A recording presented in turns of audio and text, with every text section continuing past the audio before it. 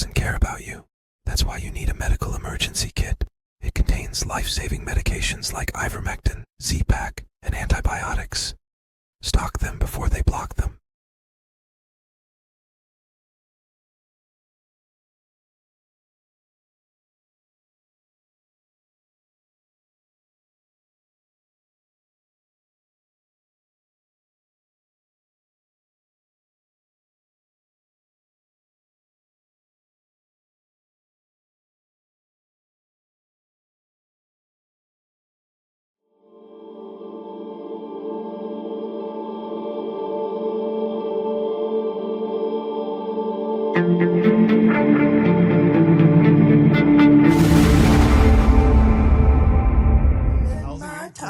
Was a mass unfettered immigration. Mr. Chair, will you let him know that when I asked him The time does belong to the the housing gentlewoman stock. from California. 10 and 20 million immigrants Can you took shut up the him up? housing stock of working Americans, and can you maintain some level of dignity? Gentleman's time has expired. No, my time has not expired. Your time has expired. And the gentleman, The gentleman took up my time. I think you should recognize that, Mr. Chair. the gentlewoman's He took time up has my expired. The gentleman's time has Well, expired. if you Mr. wanna- Chair, parliamentary If you inquiry. wanna protect him, The chair Mr. recognizes the vice chairman of the Mr. committee, Chair. Mr. If you Heisinger. want to Parliamentary inquiry. go right ahead, but I would not expect you to do that. So funny. Sometimes you have people who are saying, well, the president's too belligerent. And then sometimes you have people who say, well, the president, he's talking about diplomacy and he's talking about negotiating with the Iranians. We shouldn't negotiate. We should just bomb them. What the president's going to do is he's going to keep his options open. He's going to talk to everybody. He's going to try to accomplish what he can through non-military means. And if he feels like the military is the only option, then he's ultimately going to choose that option. I can't, I'm not, obviously, even if I knew what we were going to do, I would not tell you and your many millions of listeners.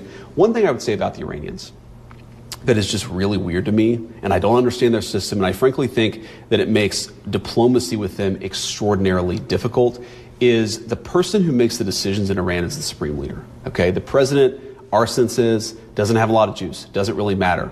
The foreign minister seems to talk to the supreme leader, and that's mainly the person that we've communicated with. But it's a very weird country to conduct diplomacy with when you can't even talk to the person who's in charge of the country. That makes all of this much more complicated, and it makes the whole situation much more absurd. Like, he can pick up the phone and call Putin. He can pick up the phone and call Xi. Even countries that we have very hostile relations with, he can pick up the phone. You know, North Korea. He met the guy at the 38th parallel. It is bizarre that we can't just talk to the actual leadership of a country. It makes diplomacy very, very difficult. I think a new world order. I think the president has sought to it. There's a new world order in trade. There's a new world order in globalization and the way that we invest in our economy versus, foreign supply chains. There's a new world order, and that the president is willing to shake up some old alliance structures. I mean, NATO, I think, is much different because of the president's leadership than it was 10 years ago. It was sort of coasting. It was effectively a protectorate of the United States of America. Should the supreme leader in Iran be worried right now? I would say he should be very worried, yeah, he should be. As you know, they're negotiating with us. I know they are, but the protesters have said, where are the Americans? You promised them we would have their back. Do we still have their back? Well, we've had their back, and look, that country's a mess right now because of us. We went in, we wiped out their nuclear. So that's the question. If we wipe them we out, have peace in the Middle East. Yeah. If I didn't take out their nuclear, think of it, if we didn't take out that nuclear, we wouldn't have peace in the Middle East because the Arab countries could have never done that. They were very, very afraid of Iran. Jusqu'ici, on a dû passer par plusieurs barrages, plusieurs checkpoints. On nous a pris nos téléphones. On a été fouillés à plusieurs reprises jusqu'à arriver au 6e étage. Partout. Est-ce que tous les jours, vous avez peur pour votre vie? À vous.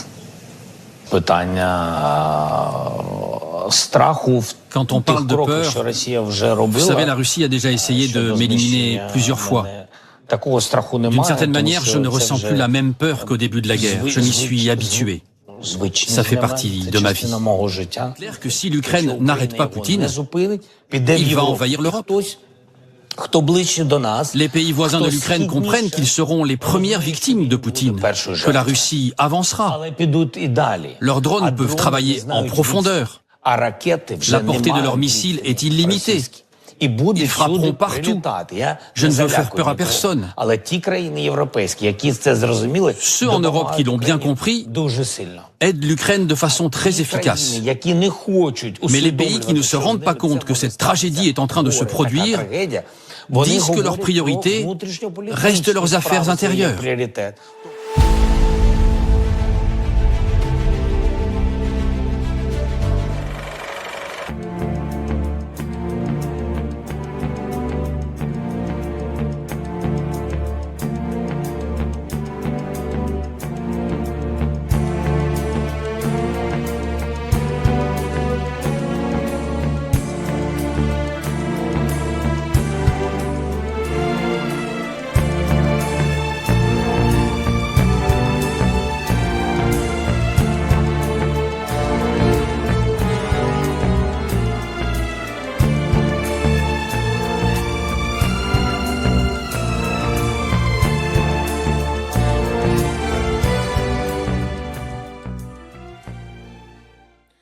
Welcome back to the SCIF. I am still on the road, obviously, but we'll be back in the studio tomorrow. Got a full show Thursday and Friday, and a lot of good guests coming on. We've got Ed Dowd. I'm not sure what day he'll be on, but always a great financial talk with Ed as to what's going on in the markets, so you're not going to want to miss that. And other great guests as well. Pete Blaber is likely going to join us and give us another update of what's happening on the ground in Ukraine as we hopefully get to a point where we can end this war. A lot to go through today. I've got a great show, but the theme of the show today is hypocrisy. You've got the Georgia GOP coming out after 6 years of us fighting them to try to get these ballots, to try to have free, fair elections, to try to get rid of the machines. Now they want hand-counted paper ballots. What changed in the last few weeks? Was it the raid in Fulton County by the FBI? I think so. So this is really a stunning development, but we'll dig into it a little later in the show here. Got a great show for you today. I've got David Zere from Real America's Voice. We're going to talk about what's going on in the Department of War. We're scaling up across the board and getting ready for what? That's the question. Also, cancer treatments. Peter Gillooly is going to talk to us. A lot of things are changing with cancer, and maybe you don't need this real expensive treatment that they are pushing and have been pushing for decades. Maybe there's other things out there that have been suppressed. We'll dig into that. And then I've got a treat for you. We're going to talk about some history today. I'm a special operations helicopter pilot, and one of the first missions you learn about in history was the Son Tay Raid in 1970 in Vietnam, where they went in to try to get prisoners of war with heliborne special operations force. It was the first joint special operations hit ever done. So really looking forward to that and playing that for you. That will be later in the show. Today is February 5th. I'm your host, Todd Wood. Here's your mission brief. Will Trump strike Iran? The negotiations are on, then they're off. Now they're back on, it seems, as of taping this, but we'll keep you up to date on cdm.press as to actually what's happening. The Georgia GOP is ridiculous. Now they want paper ballots. I mentioned that. We'll talk about that later in the show. Letitia James is going to monitor ICE with people in purple shirts. What could go wrong? ICE raids trying to bring out hardened criminals and a bunch of liberals in purple shirts around filming the ICE agents. Sounds like a plan. Sounds like a party. What could go wrong? Fulton County Chair Robb Pitt is nervous. He put out a video saying, "I'm getting told I'm going to get arrested." Maybe you will, Rob. We'll see. Washington Post fires mass journalists. Should they learn to code? We told them this a while back. When you spread lies and don't bring the truth, people don't want to listen to what you have to say.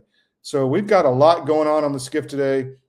Please follow us on podcasts. Please follow us on our socials. Sign up for our no-ad subscriptions. It's really important. We'll be right back after this.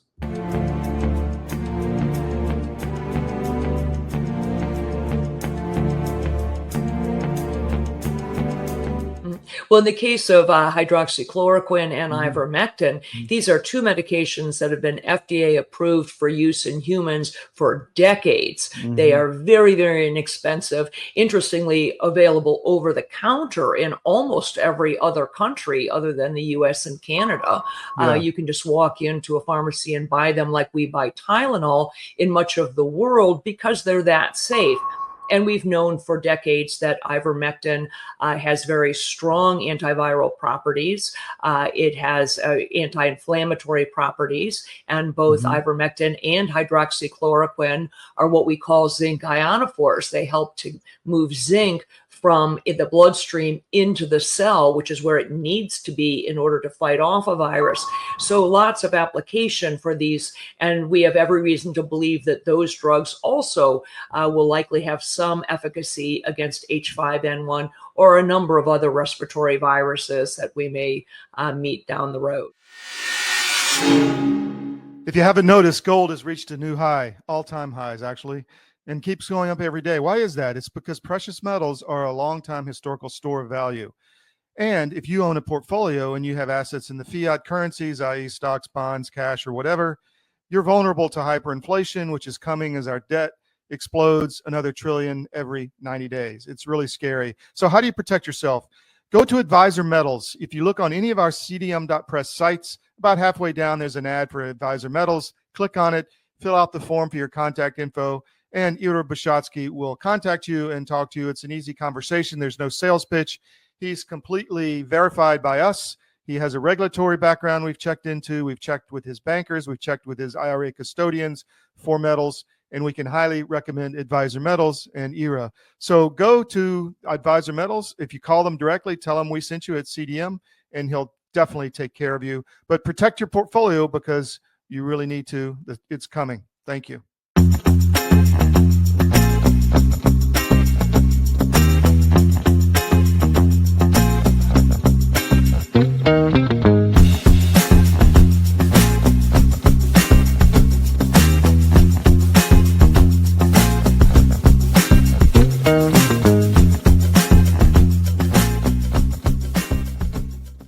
Welcome back to the SCIF. Thanks for staying with us. We've got a few stories I want to walk through now. These are things you need to know about.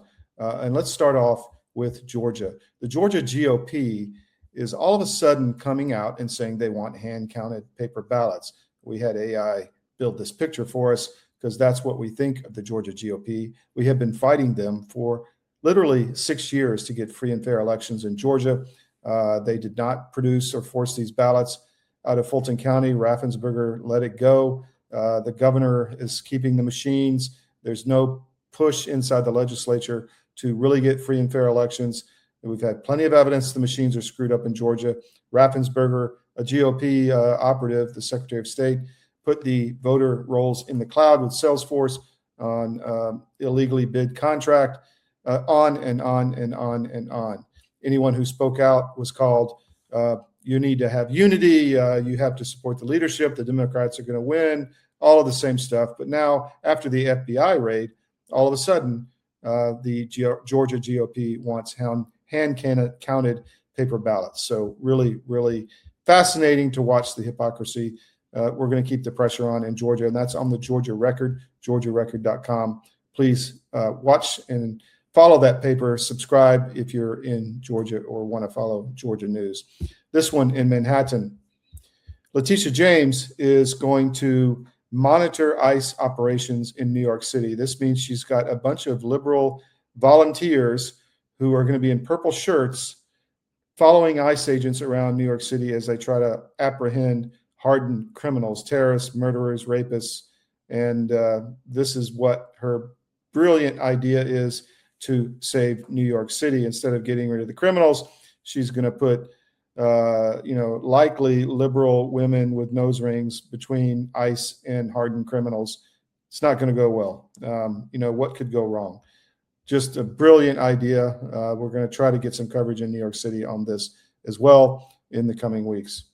Let's go back to the Georgia Record. Fulton County Chair Robb Pitts is worried. He put out a video today saying, I might be arrested. And I'm getting calls that I'm going to be arrested. We're trying to figure out what his agenda is. Is it to try to lay the groundwork to show he's being persecuted or start calling people racist for arresting him? But this guy was head of Fulton County election operations for years.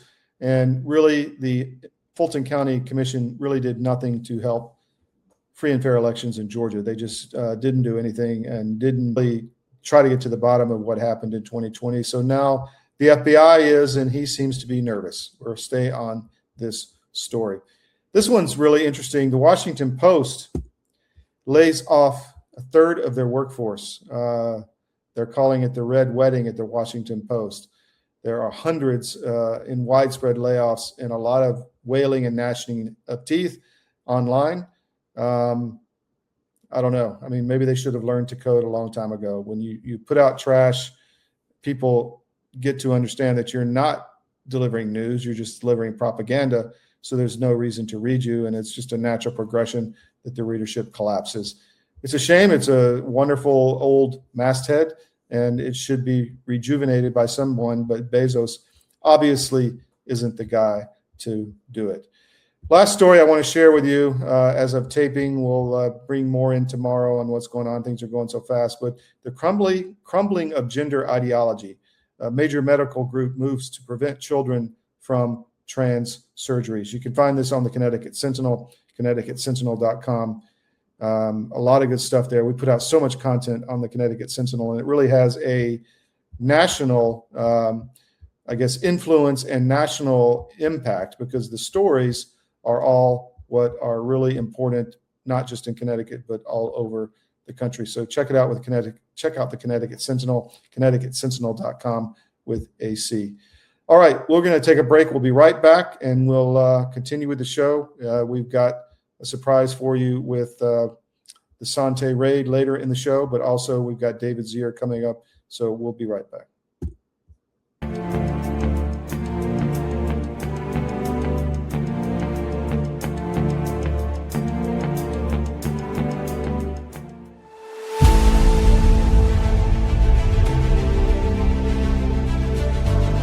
I'm a naturopathic doctor. We are in the world of medicine very acquainted with many modalities, but probably the one most familiar with everybody would be two things: homeopathy and herbs, maybe some nutrients too, vitamins, minerals, that kind of thing. Now, we do know a lot about the drugs because we have to find out what drug you're taking affects you and what nutrient it depletes you of, because most every drug pharmacy product will deplete something. So we have been trained, and we have a database that we can check into that says this is going to take your B12 away. The pharmaceutical company cannot patent organic substances made by the body. You're not born short of Advil. You're not born short of Ritalin. Yeah. You can be born short of insulin, right? Mm-hmm. The answers to staying healthy and keeping away from even SARS or any of those things getting into you is staying healthy. Mm-hmm.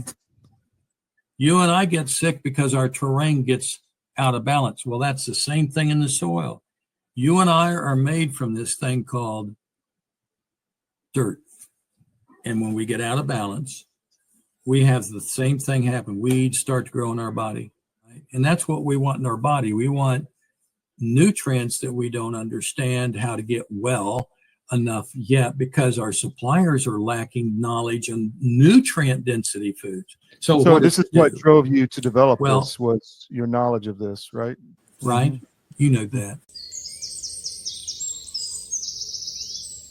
Excited to announce that we're having a huge sale on overstock and brand new products. For example, My Pillow Percale bed sheets, every color, every style, every size, only $29.88. Our Percale bed sheets are breathable, cool and crisp, and they're perfect for spring and summer. And check out Rev 7, the next generation of energy drinks. It tastes great, and it gives you energy all day with no jitters and no crashes. Best of all, it's actually good for you. And for a limited time, try our 3-pack absolutely free. So go to mypillow.com or call the number on your screen. Use your promo code to save 20% on our Rev 7 12-packs, or try our introductory 3-pack absolutely free. And our Percale bed sheets, all sizes, only $29.88. Twin size, full size, queen size, king sizes, all $29.88. Inventory is extremely limited at this price, so order now.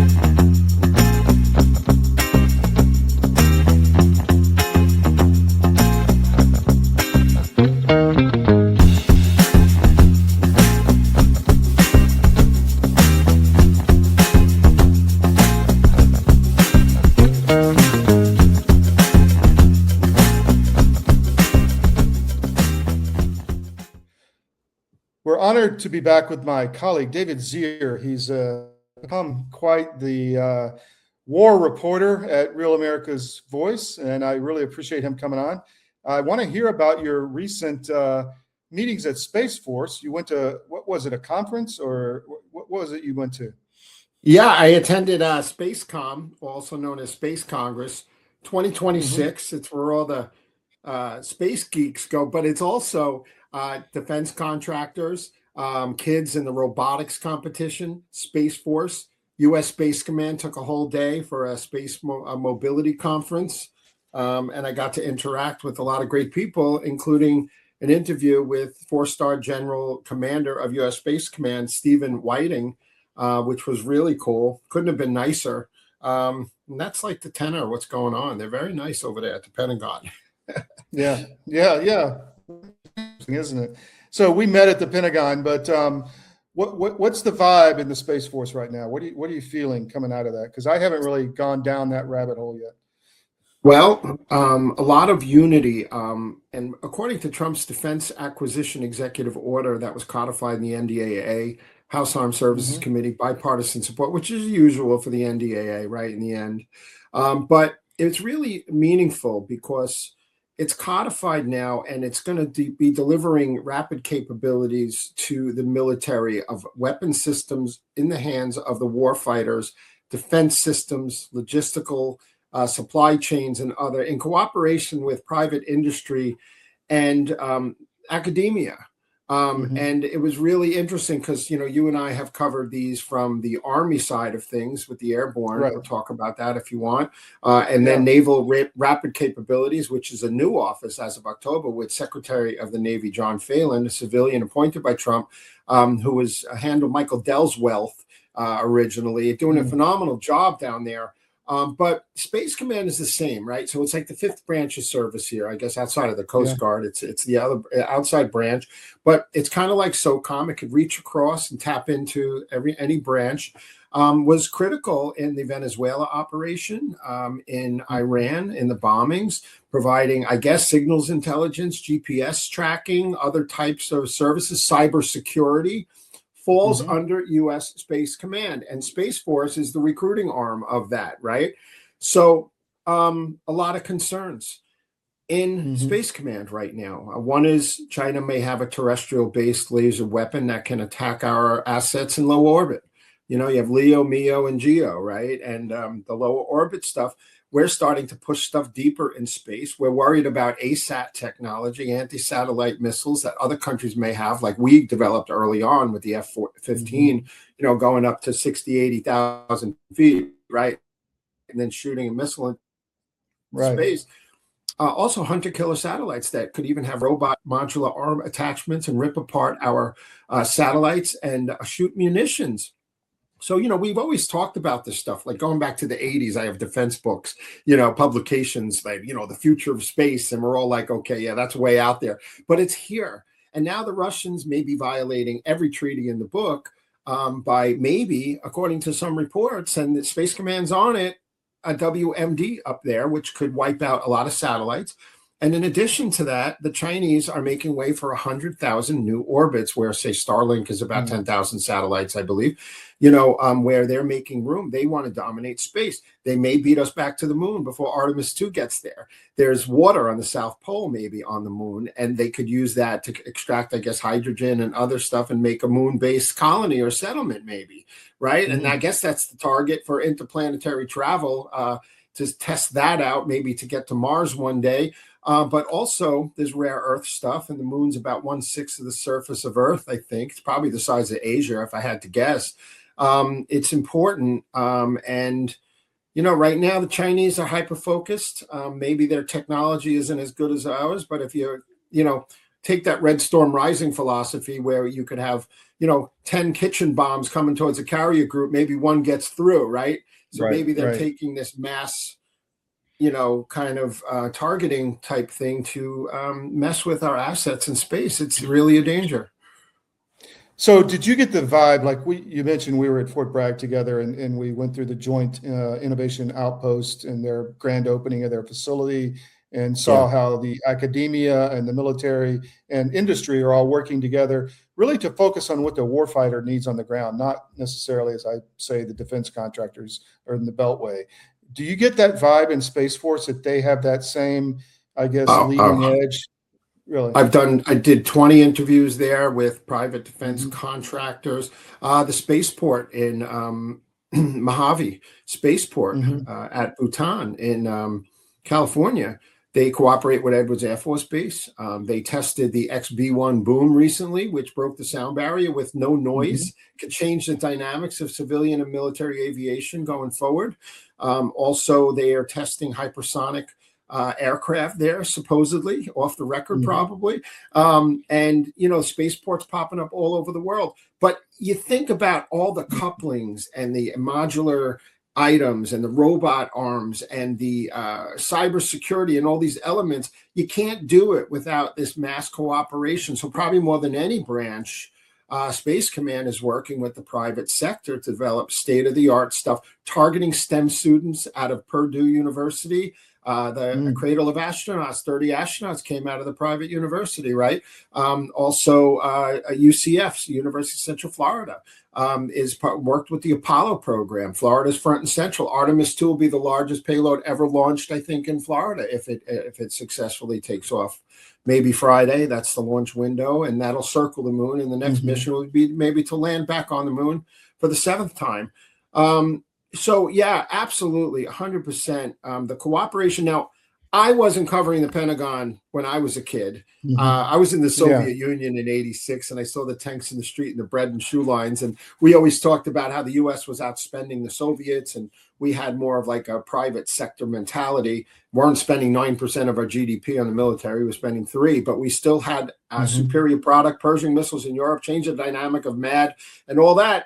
But it seems like everybody's on the same page. The bureaucracy sounds like it's cut down a little bit. Stuff getting to the marketplace and to our warfighters quicker.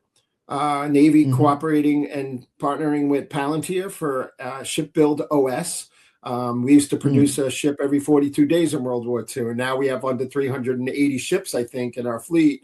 The Constellation freighters in question, the Littoral Combat Class, has its challenges. So I think it was just a spectacular moment. They're getting rid of the DEI stuff. They're focused on the mission, and nothing's perfect. It's still a bureaucracy, I'm sure. But I really like the attitude of anybody I've interacted with.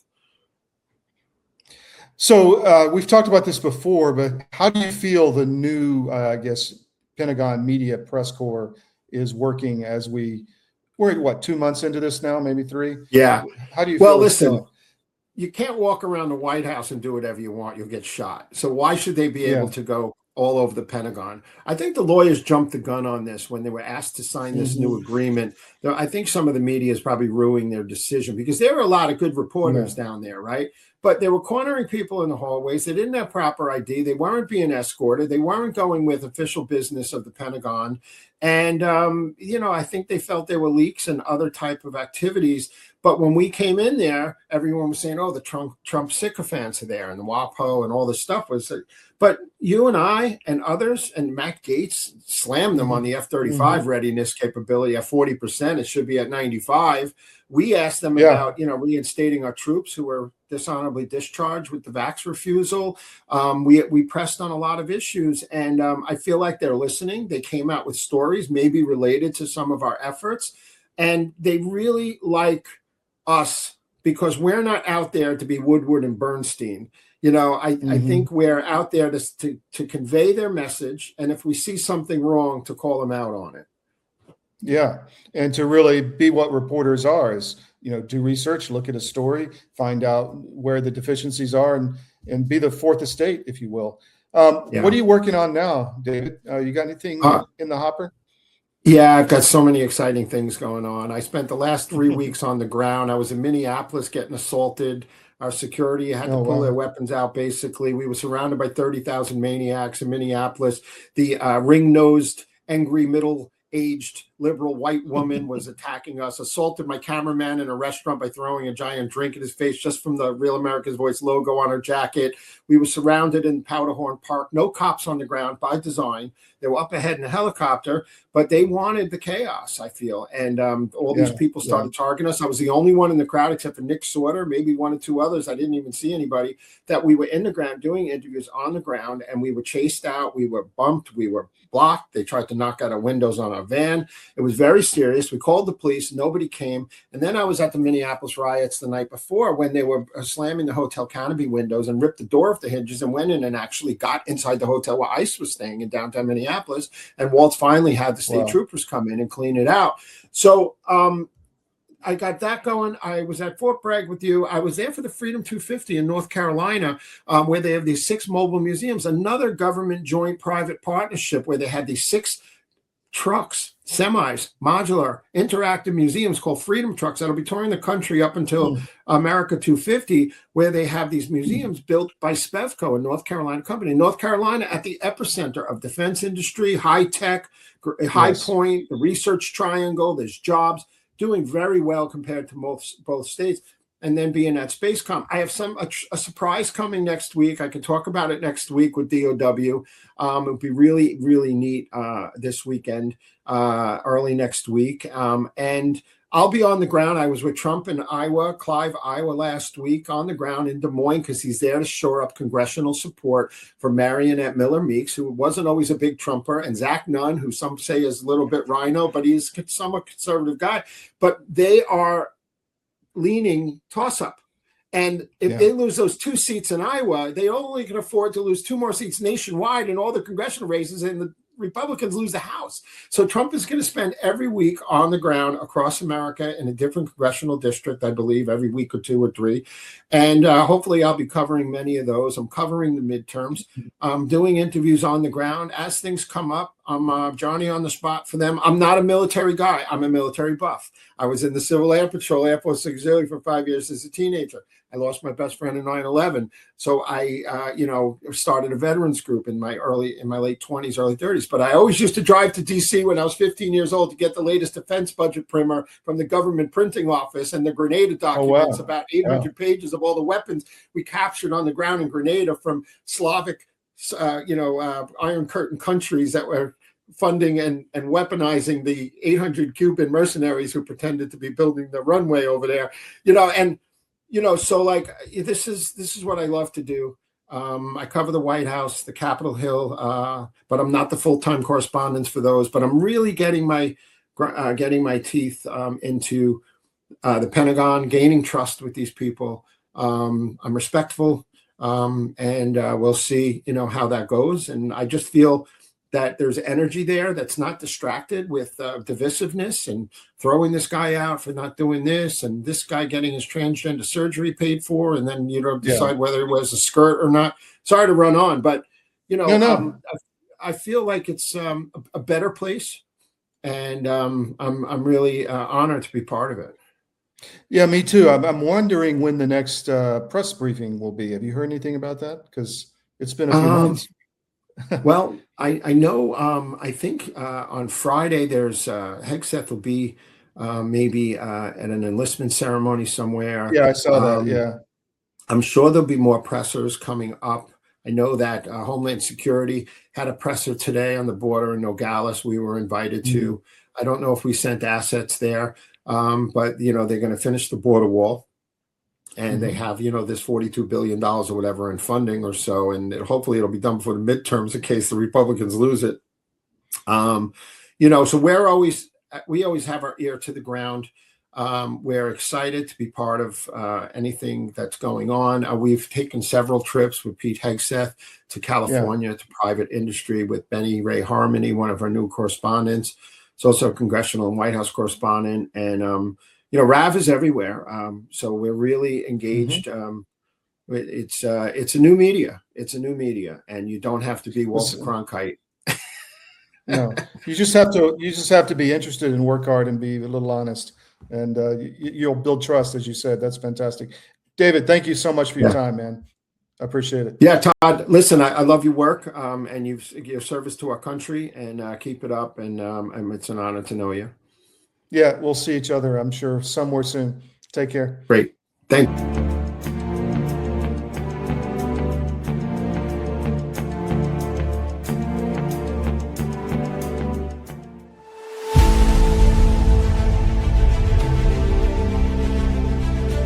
Nuclear wasn't a product that was developed and to sell, really. What it really was a journey to get me well after my experience trying to immigrate and get married to an American citizen in order to get my green card. Towards the end, they send you for a medical, and that's where they sat me down and gave me 16 vaccines in one sitting. At the time, I knew when I was going through it that it's probably not good, but I didn't realize that I'm about to go through the worst health experience of my life. And that's when I went on this journey and understand that nutrition is actually your medicine. I've always heard the old people say your food's in your garden, but we didn't get it. And your body is always trying to heal itself. I mean, you know, when you cut yourself in a couple of days, it heals. And that is the process of homeostasis. Your body is always every cell in your body is always healing itself. And just like anything, if you bake a cake or you build a house, you need the right ingredients to achieve the result. Now, if you don't have the correct nutrition and you're not eating the correct food, it's like trying to build a house without bricks. Now, a lot of people, they say, what does nuclear do? Nuclear itself does nothing. It's not designed to do anything. Your body does the work. It gives your body all the things it needs, balanced in, and it works together to deliver the correct nutritional supplement that you need as a human being to function normally. It's finally here, our second annual mega sale. This sale only comes around once a year, so take advantage of the best offers ever while you can. For example, save 50% on our Giza Dream bed sheets, as low as $29.98. And for the first time ever on TV, MyPillow mattresses and MyPillow mattress toppers, as low as $99.98. And you save 50% on our Lux Pure 6-piece towel sets, regular $69.98. Now only $39.98. And our best-selling standard MyPillows, regular $49.98, on sale for $17.98. Wait on it, mega sale, only $14.98. So go to MyPillow.com or call the number on your screen. Use this promo code to take advantage of our second annual mega sale. But wait, there's more. To make the mega sale even more special, when you order right now, your order's going to ship absolutely free.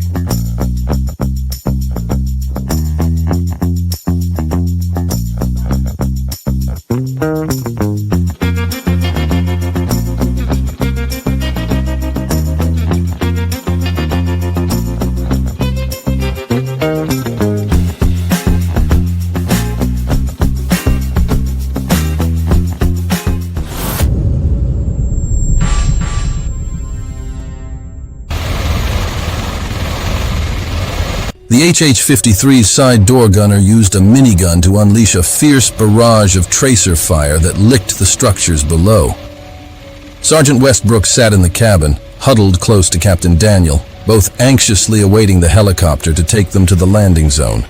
At that moment, urgent calls echoed in everyone's earpieces. Alternate plan green, alternate plan green. This is the History and Weapons channel, dedicated to military history and events on YouTube. Please subscribe to my channel. Your support means a lot to me. This video tells the story of the raid on the Son Tay prisoner of war camp in Vietnam in 1970. The operation is considered one of the most famous rescue missions carried out by the U.S. military during the Vietnam War. It was also the first joint special operations mission conducted under the direct control of the chairman of the Joint Chiefs of Staff, marking a milestone in the development of U.S. Joint Special Operations capabilities. In 1970, the United States received intelligence from aerial reconnaissance indicating that a structure in Son Tay was being used as a North Vietnamese military prison camp. The camp held 55 American prisoners of war, 6 of whom were in critical condition and required urgent medical attention. This information served as the starting point for the rescue mission. In fact, much of the information was provided by the prisoners themselves. Clothes and soil were used to create coded messages, allowing U.S. intelligence analysts to identify information from aerial photography. However, assaulting the prison camp carried enormous risks due to the 12,000 North Vietnamese troops stationed within a 5-mile radius. Rescuing American prisoners of war could alleviate anti-war pressure within the United States, boost the morale of the U.S. military, and exert pressure on North Vietnamese negotiators from a political standpoint. On May 8, 1970, Brigadier General James R. Allen, the Deputy Director of Plans and Policies at the U.S. Air Force Headquarters, met with Brigadier General Donald Blackburn, the Special Assistant for Counterinsurgency and Special Activities in the Army, to discuss the mission to the rescue of the POWs. General Blackburn, a renowned guerrilla warrior, led thousands of guerrilla fighters against the Japanese in the Philippines during World War II. He also commanded the famous SOG unit during the Vietnam War. Blackburn reported directly to General Earl G. Wheeler, chairman of the Joint Chiefs of Staff. General Wheeler authorized the formation of a 15-member planning team, codenamed Polar Circle, to assess the feasibility and risks of the assault operation and to develop detailed plans. One team member who served as a helicopter pilot participated in the raid. The Son Tay prison camp was situated 30 kilometers northwest of Hanoi, the capital of North Vietnam. The area was heavily defended, with powerful SAM-2 anti-aircraft missile sites and hundreds of anti-aircraft guns. North Vietnam's MiG fighter planes also guarded the area. Although there were 12,000 North Vietnamese soldiers deployed within a few miles of the prison camp, the U.S. military still developed a daring plan for an airborne assault. The U.S. Army would use 6 helicopters to transport 56 commandos into the target area and bring them back. The helicopters would depart from air bases in Thailand. 5 of the helicopters are HH-53 Super Jolly Green Giants, codenamed Apple 1 to Apple 5, and one is an HH-3 Jolly Green Giant, codenamed Banana. The planning staff established parameters for a nighttime raid. The key requirements were clear weather and a quarter moon at 35 degrees above the horizon to ensure optimal visibility during low-level flight. Based on these parameters, 2 mission windows were identified, 1825 October and 1825 November. The helicopter fleet will depart from Tak Ly Air Force Base in Thailand. They will fly at low altitude along carefully planned routes to avoid detection by North Vietnamese radar. An MC-130 Combat Talon, codenamed Cherry 1, will serve as a lead aircraft to guide the helicopter fleet due to their lack of long-distance navigation capabilities for nighttime flights.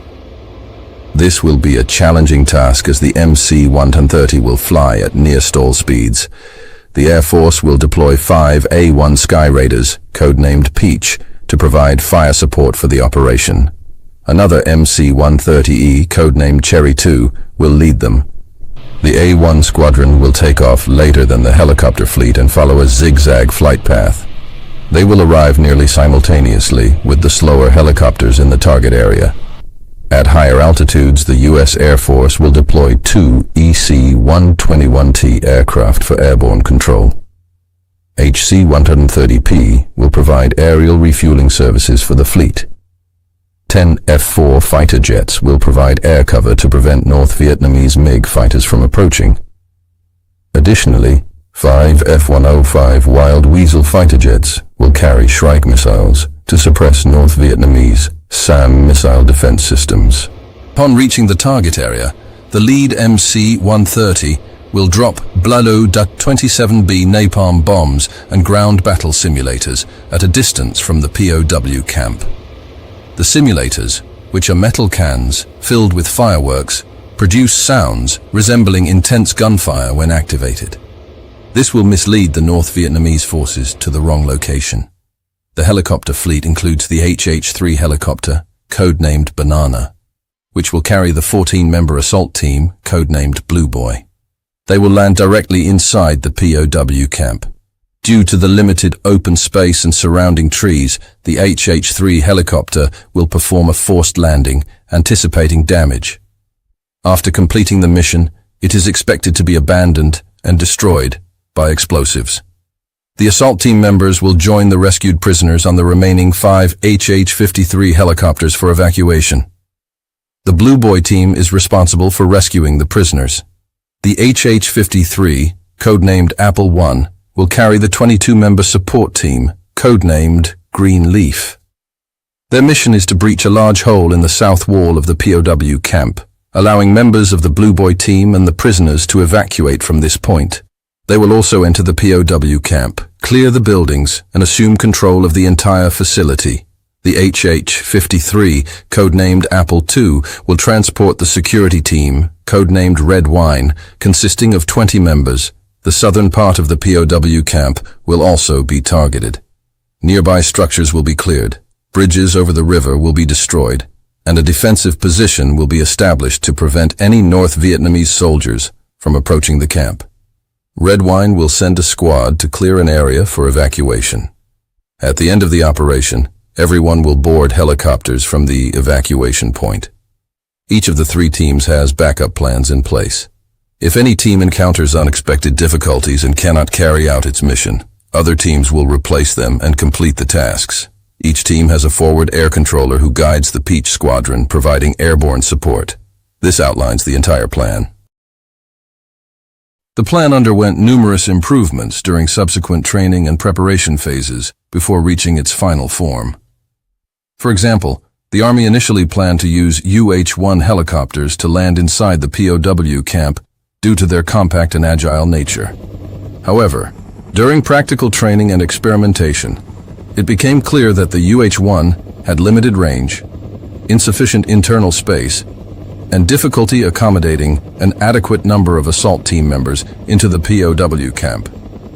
Additionally, prolonged periods in the cramped space of the UH-1 could cause discomfort for the soldiers. As a result, the Army ultimately abandoned the UH-1 option and instead opted for the use of Air Force HH-3 helicopters in the plan. The plan has entered the preparation and implementation phase, codenamed Ivory Coast. The Army Special Forces, known as the Green Berets, were assigned the ground assault mission. Colonel Arthur D. Simons, also known as Bull, due to his personality, assumed the role of deputy commander for the project. Simons participated in numerous combat missions during World War II in the Pacific Theater. One of the most famous was the raid at Cabanatuan, where Allied commandos rescued 500 Allied prisoners of war from Japanese captivity. When the Vietnam War began, Colonel Simons served as a Special Forces commander in Laos. He engaged in activities such as training local forces and establishing the White Star Mobile training teams, which effectively countered North Vietnamese infiltration. Colonel Simons earned a high reputation within the Green Berets due to his experiences. Colonel Simons was also an old acquaintance of General Blackburn, a crucial factor in assigning him this task. Within the Army Special Forces, Colonel Simons recruited hundreds of volunteers, selecting 15 officers and 82 soldiers, including both regular and reserve personnel. Among them were 2 particularly notable officers, Captain Richard J. Meadows, who became the youngest sergeant in the U.S. Army during the Korean War at the age of 20, later joined the Special Forces and became one of the first American soldiers to undergo training with the SAS. He participated in military operations in Oman as an SAS member. Upon returning to the United States, Meadows played a key role in forming the 8th Special Forces Group in Panama. He then volunteered for service in Vietnam, where he demonstrated outstanding performance in Southeast Asian operations and received a battlefield commission from General William Westmoreland. Captain Meadows will command the Blue Boy team in the direct rescue of the prisoners. Lieutenant Colonel Elliot P. Sidner, a veteran of the Korean War in the SAS, and now headmaster of the Ranger Infantry School at Fat Benning, cost Simons a great deal of talk to poach him. Lieutenant Colonel Sidner was chosen by Simons to be the commander of the ground forces. Here as Bull Simons' role would be the on-scene eyes and ears of the Joint Contingency Task Group, in constant contact with General Manor. General Manor was the overall commander of the raid. He was also an experienced Air Force commander, having participated in hundreds of combat missions from the beginning of World War II through the Vietnam War, particularly in Southeast Asia, where he was a widely trusted and respected commander. The Army Special Forces established a training base at Eglin C-2 Range in Florida. Based on intelligence, they constructed a 1.1 replica of a POW camp using white cloth and wood. Intelligence officers were initially concerned that this training site might be captured by Soviet satellites and identified by Soviet intelligence as the Son Tay prison camp, potentially exposing the raid plan to the Soviets. To alleviate these concerns, the U.S. Air Force conducted high-altitude reconnaissance of the training facility. After analyzing the aerial photographs, it was concluded that the images captured by Soviet reconnaissance satellites would not provide enough detail for them to recognize the replica as Son Tay prison camp. As a result, the assault team could confidently utilize the training site for their exercises. CIA experts also crafted a sophisticated sandbox model known as Barbara, valued at $60,000, and considering it was in 1970 US dollars, its high cost was attributed to the model's inclusion of a complex optical system. Required a special optical viewing device that could be placed anywhere inside this tabletop model. When one looked through its precisely scaled eyepiece, the scene would be magnified to life size, and the viewer would find himself standing at any selected spot inside the prison compound. Barbara was named after Barbara L. Strosnita, a secretary from the USF Directorate of Plans. She participated in the feasibility and operations planning efforts, and often worked up to 18 hours a day to get the plans done. The assault teams were equipped with CAR-15 carbines, which are structurally similar to the M16 rifles commonly used by U.S. soldiers. However, they are distinguished by ultra-short barrels equipped with oversized flash suppressors and typically feature a collapsible stock. Most team members carried CAR-15 carbines, while 2 members were armed with standard M16 rifles. The standard M16 rifle magazines in use by the U.S. military at the time had a capacity of 20 rounds. For this mission, the Green Berets ordered 30-round magazines from Colt, which were recently developed. During operations, team members frequently carried both types of magazines at the same time. The assault team needed to engage in close-quarters combat and rescue prisoners at night, making their ability to shoot accurately in low light crucial. However, the U.S. military did not have suitable nighttime aiming devices for the team. Fortunately, the civilian market offered innovative tools. The supply team searched the commercial market for what they needed. They quickly found the single-point night sight, a sighting device that was effective and cost-efficient. This gadget allowed users to aim with both eyes, significantly enhancing reaction speed in close-quarter combat. All team members became experts in nighttime close-quarters shooting after incorporating this equipment into their gear through field testing. The mission required the use of shotguns. However, the Army's standard 12-gauge pump shotgun was unsuitable for building clearing requirements. A substitute, a 5-shot automatic 12-gauge duckbill shotgun sourced from a sporting goods catalog, proved to be more efficient and deadlier. 2 commandos carried 2 civilian shotguns. Furthermore, there were 4 machine gunners equipped with M60 machine guns, providing formidable firepower support for the assault team. During the operation, 4 team members carried M79 grenade launchers, which proved effective against enemies in buildings. Some members also carried M72 laws to address potential North Vietnamese vehicles and enemies entrenched in fortified positions. The assault team carried many stun grenades to clear rooms, especially in areas where prisoners might be present, to prevent unintentional injuries. The team members were equipped with explosives for bridge and building destruction. They also carried chainsaws and firefighting axes to open prison cells and clear helicopter landing zones. Additionally, they brought baby food specifically prepared for the tormented and physically weakened prisoners. Most of these supplies were procured from the commercial market, and some military standard equipment was modified to suit the requirements of this assault mission. In the air, Air Force crews flew 1,054 hours in southern Alabama, Georgia, and Florida, conducting dissimilar formation training with both UH-1 and HH-3 helicopters at night and at low altitude, and gaining experience with navigation training using forward-looking infrared, FLIR, which had not been part of the Combat Talon's electronic suite until Ivory Coast. A V formation was selected and refined for the mission, in which the slower helicopters were drawn in a line slightly above and behind each wing of the Combat Talon escort aircraft, to give the helicopters the speed necessary to keep up with the Talons flying just above stall speed. Special Forces training began on 9th September, progressing to night training on 17 September, and joint training with air crews on 28 September, with 6 trials a day, 3 of them at night. By 6 October, the Special Forces had conducted 170 training sessions on the mock-up, covering all or part of the mission, many with live fire.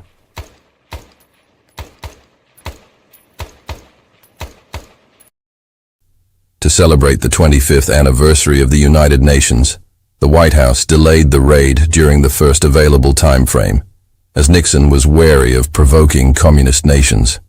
Finally, in late November, the order approving the operation was issued, and 4 C-141 transport planes were assigned to ferry the assault team members and equipment to Thailand.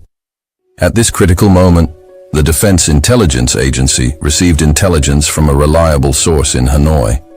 The source claimed that the Son Tay prison camp was empty, no longer holding prisoners. It became a dry hole. Earlier aerial reconnaissance photos had also shown reduced activity within the camp, with weeds even growing in the courtyard. At the time, U.S. intelligence analysts interpreted the prohibition of outdoor activities as a sign of potential relocation of prisoners. They attempted to arrange a Blackbird reconnaissance flight, but technical issues caused the Blackbird to malfunction and make an emergency landing at the Thai base. The second window period had already arrived, so was the operation to be aborted. Conflicting intelligence emerged, suggesting that the prisoners had been returned to the camp. These contradictory reports left decision-makers in a dilemma. Defense Intelligence Agency Director Bennett recommended proceeding with the operation and informed the chairman of the Joint Chiefs of Staff, Moorer. General Blackburn, and all those involved in the planning, shared the same sentiment. They had invested so much effort and prepared for so long that they could not accept the possibility of the prisoners being there without them. They would rather make the trip in vain than miss the opportunity. On the evening of November 20th, 1970, the operation began. The U.S. Navy launched a significant number of A-6 and A-7 attack planes from 3 aircraft carriers. These planes appeared over Haiphong Harbor in Vietnam, diverting the attention of North Vietnamese air defenses. Most of these aircraft carried only illumination flares due to President Johnson's bombing halt order. This created a spectacular fireworks display over the skies of Haiphong Harbor. The Air Force RC-121, F-4, and F-105 Wild Weasels took off one after another.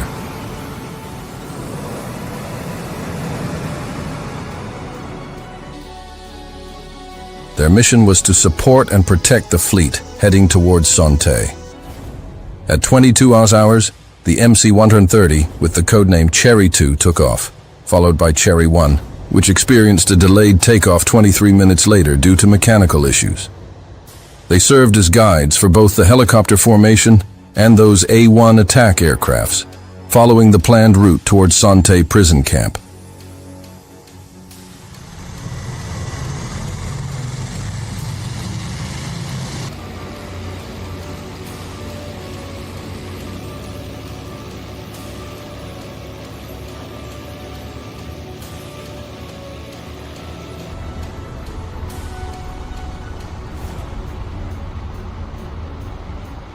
After nearly 4 hours of flight, the fleet reached the airspace over the target area.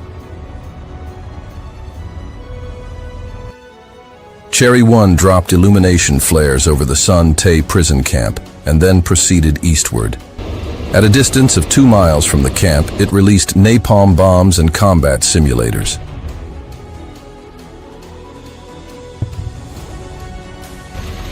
Codenamed Apple III, HH-53 approached the POW camp with a mission to act as a gunship, using its mounted minigun to destroy the camp's watchtowers. Apple III's pilot quickly realized that he was approaching a yard that resembled the prison camp, but was marked on the map as the secondary school, located 400 meters south of the camp. Realizing the error, Apple III turned north and headed for the actual prison camp.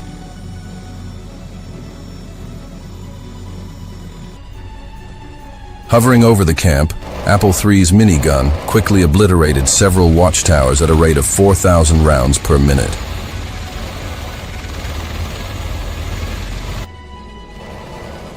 Apple III then flew west, landing in a rice paddy about 1.5 miles away, where it would wait for the mission to be completed before returning to pick up the prisoners. Following closely behind, HH-3 Banana turned north after Apple III, approaching the camp as it completed the task of destroying the watchtowers.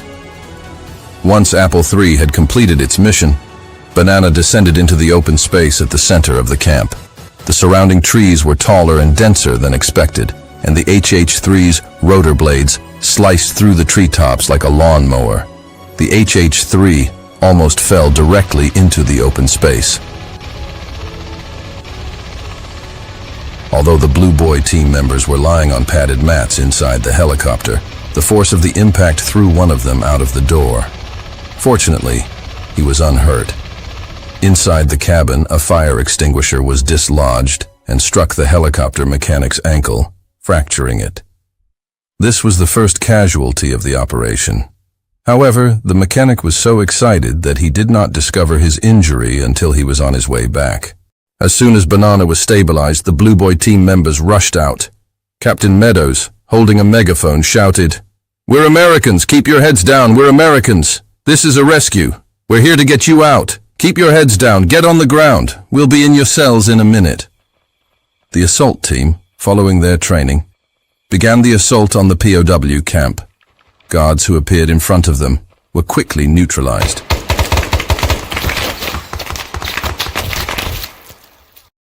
The team used stun grenades to clear rooms and searched for prisoners with flashlights. In the air, following Banana, is Apple I, carrying the Greenleaf detachment with Colonel Simons on board. They were supposed to land outside the south wall of the POW camp. However, as Apple I was further away from Banana, they failed to notice that both Apple III and Banana had turned north. Apple I mistook the so-called secondary school for the POW camp and landed the Greenleaf team south of this courtyard. Colonel Simons sensed something was wrong as soon as the helicopter landed, as he hadn't heard Blue Boy engage in combat. By this time, Apple I had taken off, and all 22 members of the assault team had landed. Simons shouted to his radio operator to contact the Red Wine team to execute alternate Plan Green and get that damn helicopter back. At that moment, enemies began to appear in the courtyard. The main building was a 2-story structure, and enemy soldiers inside began shooting at the Greenleaf team from the windows. Simons ordered the team to use all their firepower to take out the enemy.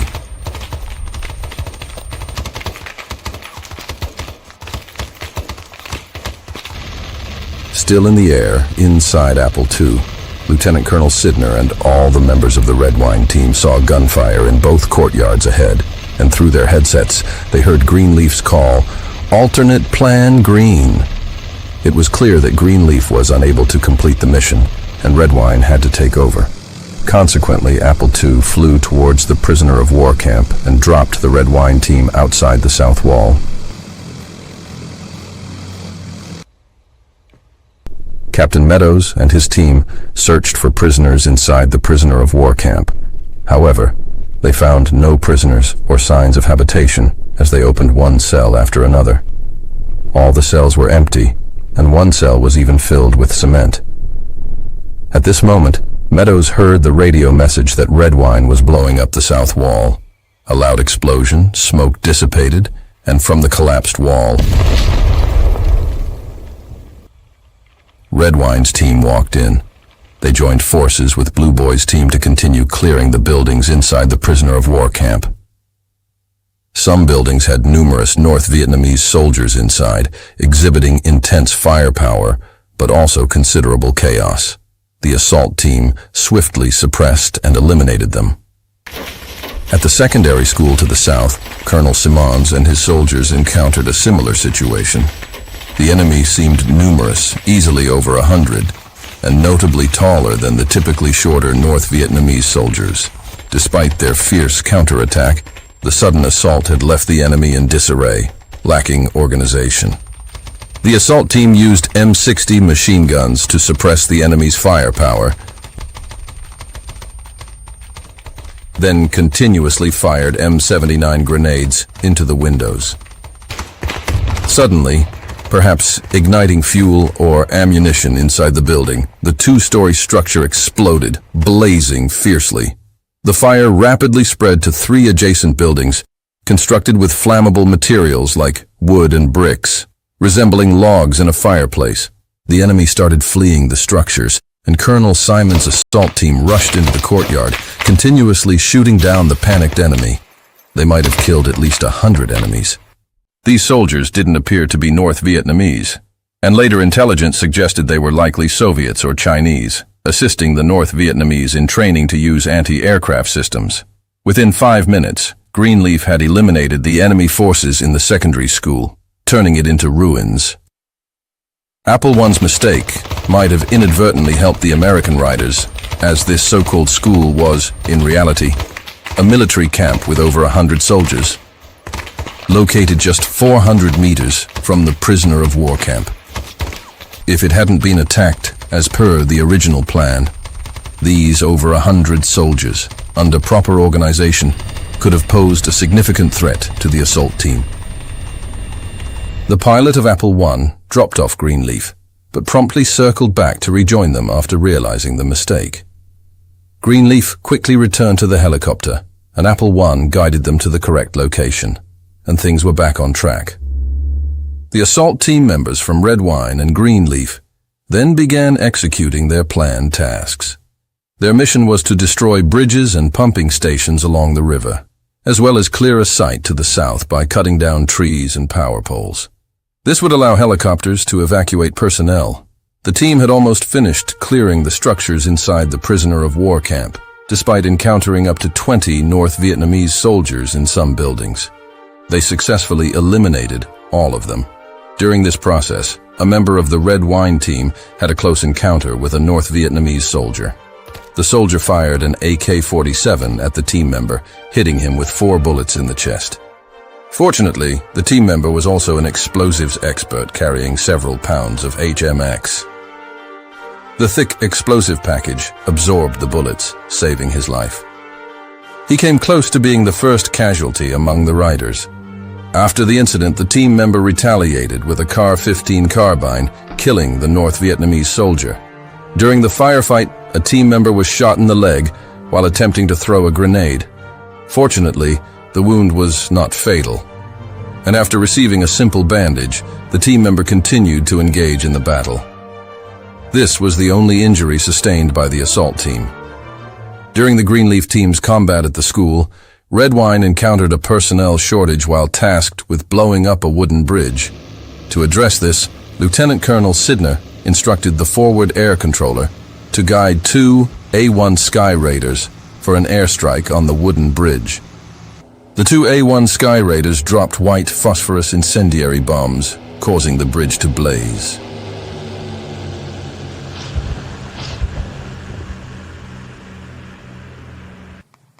The assault team cleared power poles in the evacuation area using chainsaws and explosive charges. They even demolished a high-tension tower, causing electrical wires to spark violently in the rice paddies and plunging the nearby area into complete darkness.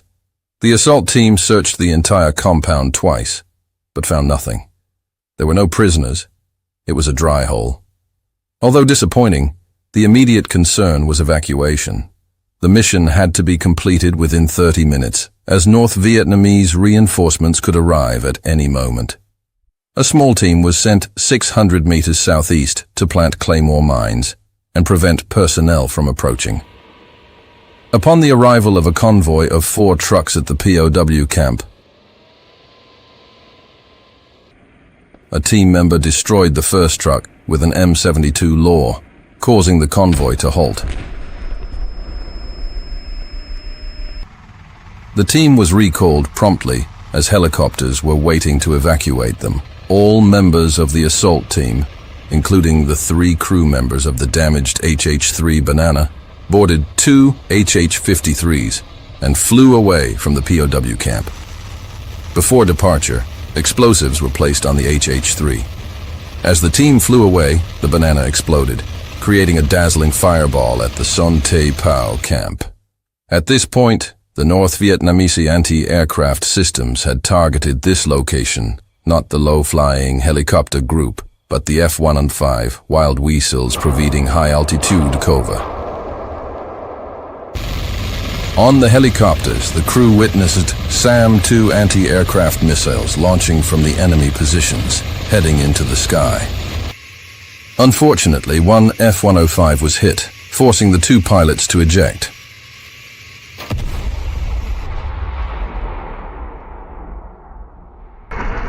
They landed conveniently near the return route of the helicopter group. 2 HH-53s were diverted from the formation to rescue the parachuting pilots. By dawn, both pilots were successfully retrieved. The assault team returned to the base in Thailand without losing a single member, but also without rescuing any prisoners.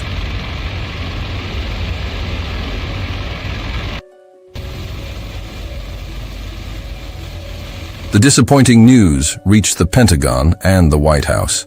Another intelligence error occurred, and the White House was eager to minimize the damage to the president's reputation. Various intelligence agencies began searching for a scapegoat. Was this a failed mission? Technically, yes.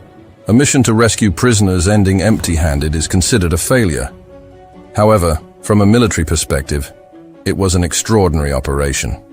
56 assault team members, through meticulous planning and rigorous training, penetrated the enemy's core area, accomplished all their tasks without losing anyone. Truly an exceptional operation. The courage and professional competence of these individuals deserve recognition and commendation. 4 of them were awarded Distinguished Service Crosses, and 50 received Silver Stars. After the release of American prisoners of war, many attested to the significant impact of the Son Tay Raid on their ordeal. The North Vietnamese government, alarmed by the ease with which the U.S. military penetrated their core area, consolidated dispersed prisoners into the Hanoi Hilton. There, the treatment of prisoners improved, and they were able to form a community, providing mutual support and enduring until their release. More importantly, when they learned that their comrades had not given up on them and were working to rescue them, it instilled great confidence and courage in the prisoners. This is the History and Weapons channel. Please subscribe and support me. Your support is immensely valuable to me.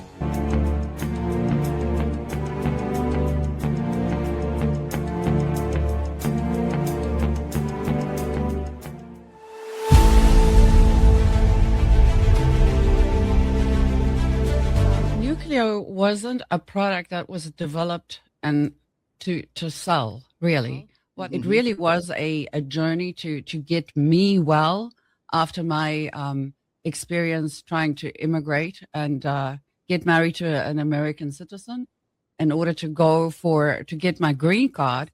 Towards the end, they send you for a medical, and that's where they sat me down and gave me 16 vaccines in one sitting. At the time, I knew when I was going through it that it's probably not good, but I didn't realize that I'm about to go through the worst health experience of my life. And that's when I went on this journey and understand that nutrition is actually your medicine. I've always heard the old people say your food's in your garden, but we didn't get it. And your body is always trying to heal itself. I mean, you know, when you cut yourself in a couple of days, it heals.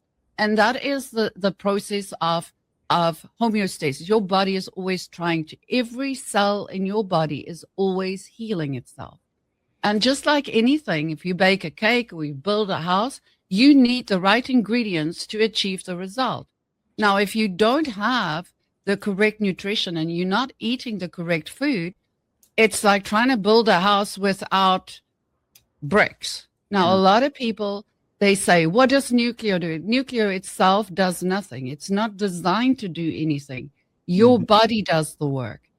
It gives your body all the things it needs, balanced in, and it works together to deliver the correct nutritional supplement that you need as a human being to function normally. It's finally here, our second annual mega sale. This sale only comes around once a year, so take advantage of the best offers ever while you can. For example, save 50% on our Giza Dream bed sheets, as low as $29.98. And for the first time ever on TV, MyPillow mattresses and MyPillow mattress toppers, as low as $99.98. And you save 50% on our Lux Pure 6-piece towel sets. Regular $69.98, now only $39.98. And our best-selling standard MyPillows, regular $49.98, on sale for $17.98. Wait on it, mega sale, only $14.98. So go to MyPillow.com or call the number on your screen. Use this promo code to take advantage of our second annual mega sale. But wait, there's more. To make the mega sale even more special, when you order right now, your order's going to ship absolutely free.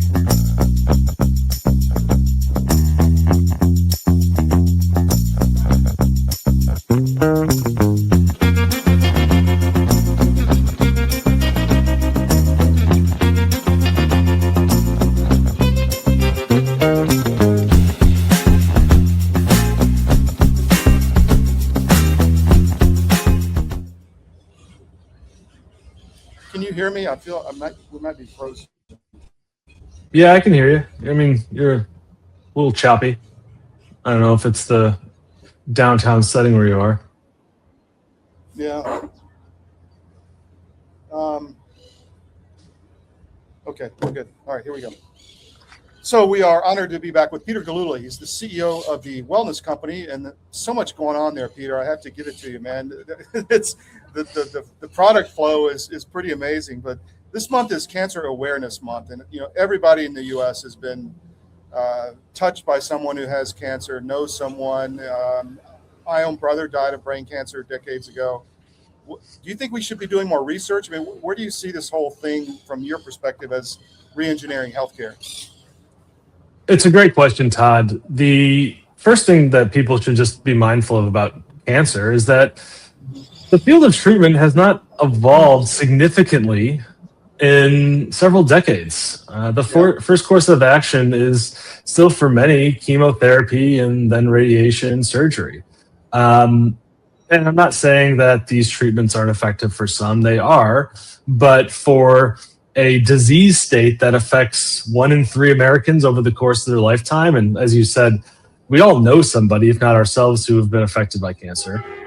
It's very surprising that we make all these proclamations year after year, and we have cancer awareness months, we have NFL players wearing the pink ribbons, Yes. Yet the treatment of cancer has not really evolved significantly. And we've seen a lot kind of emerge kind of in the medical freedom space that has, I think, made a lot of the experts start to question the orthodoxy when it comes to cancer. Repurposing old drugs, for instance, you see it all over Twitter now. There's many studies that are starting to emerge that, things like ivermectin and ivermectin-mebendazole combinations for cancer treatments. Methylene blue, which we all saw, Mel Gibson talk about with Joe Rogan last year, which got a tremendous amount of publicity online. So there's a lot of these old drugs that are, quite frankly, cost-effective and safe that maybe help. And maybe they're not the first course of treatment, but certainly as an adjunct option, they could really help, I think, many people. So you brought up a good point in that a lot of these repurposed drugs are not being used. One theory is that Big Pharma wants these new expensive drugs that they, obviously spend a lot of R&D money to develop, and then they have to get a return on investment. So they're not interested in the 50-cent, ivermectin pill that may help. What say you?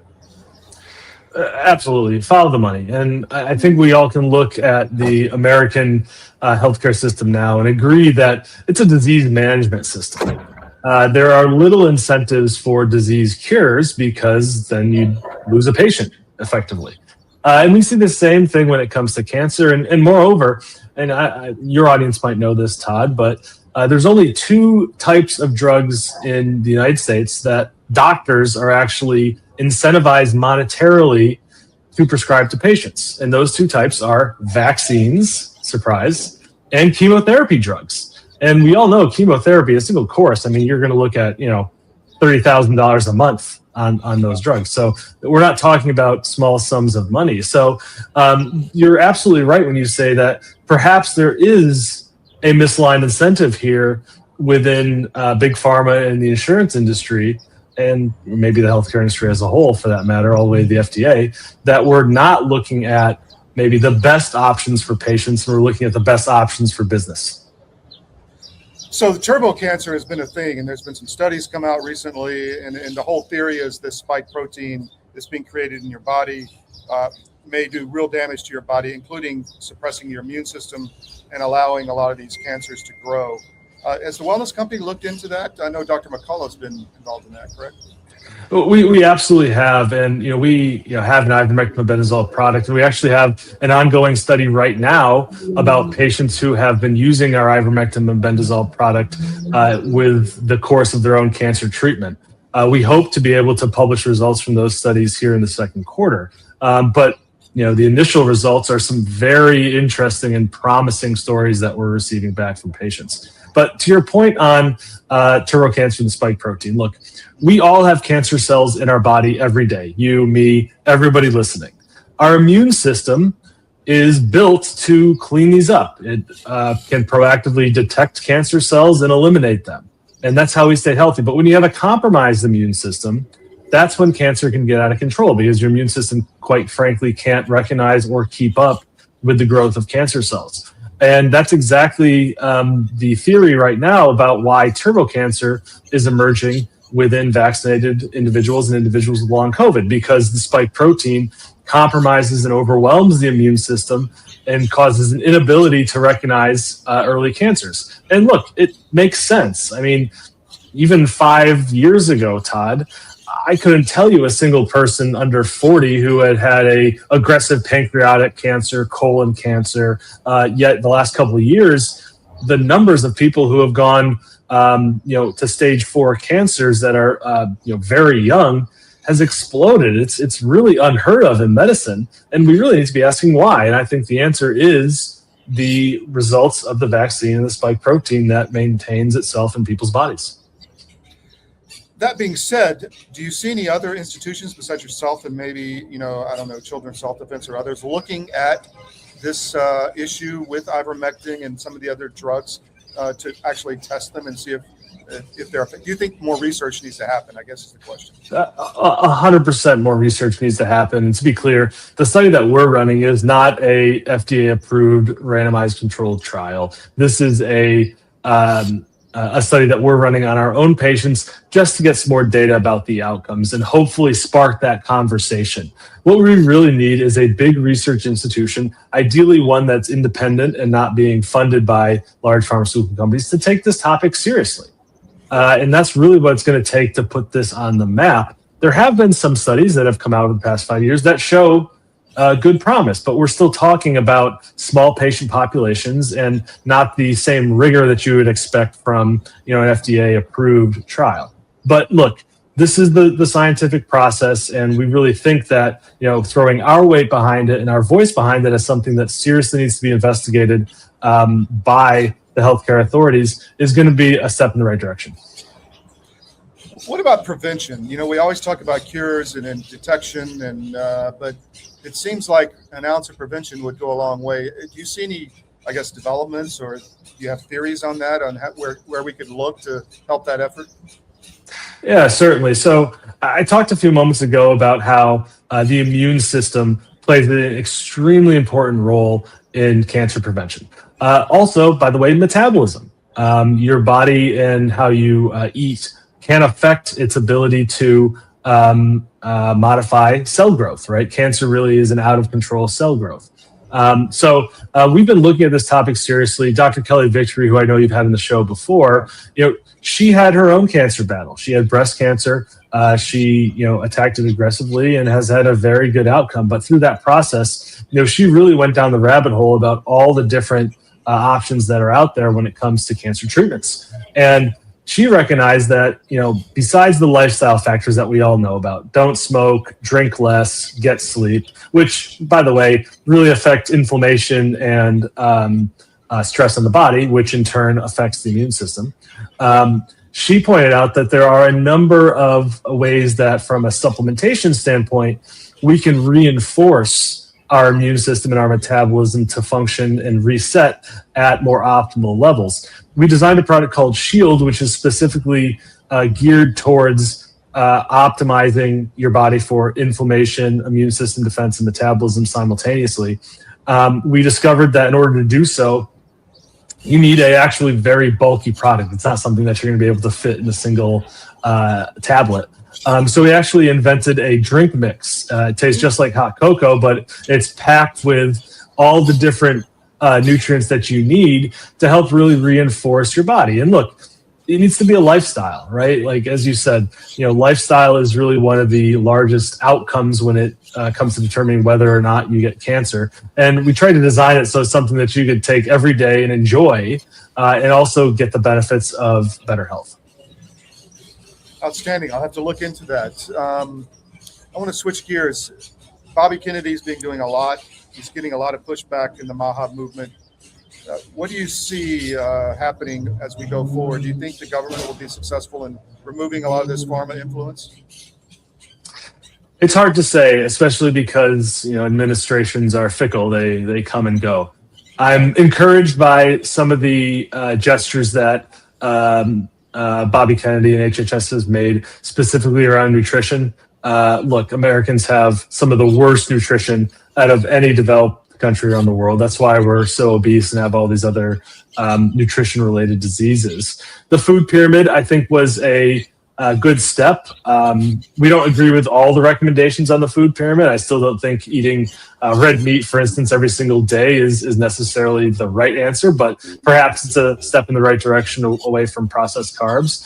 But really, if HHS wants to chase that lead to the ground, what they should be doing is looking at how some other countries have restricted some of these ingredients and farming methods that have led to bad outcomes, say celiac disease. Gluten allergies weren't a thing in America 20 years ago. And I would argue that there's no such thing as a gluten allergy. I would argue that it's a glyphosate allergy because 15 years ago, we legalized spraying our crops with glyphosates. And no matter how you wash them, you're always going to have some in the food.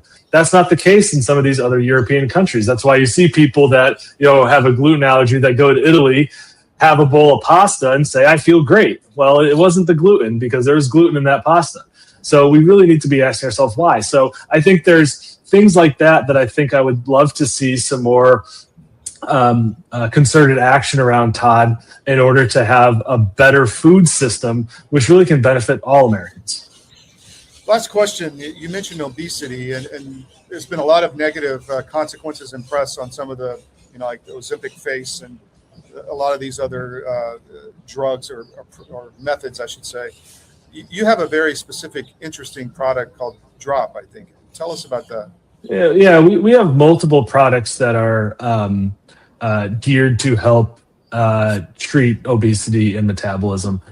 We even launched a new sublingual tirzepatide in order to not have to inject yourself every week versus having a much more lower dosed, comfortable way of getting GLP-1s products. And to be clear, it's a drug, right? This is a prescription product, and there's risks that come with every prescription.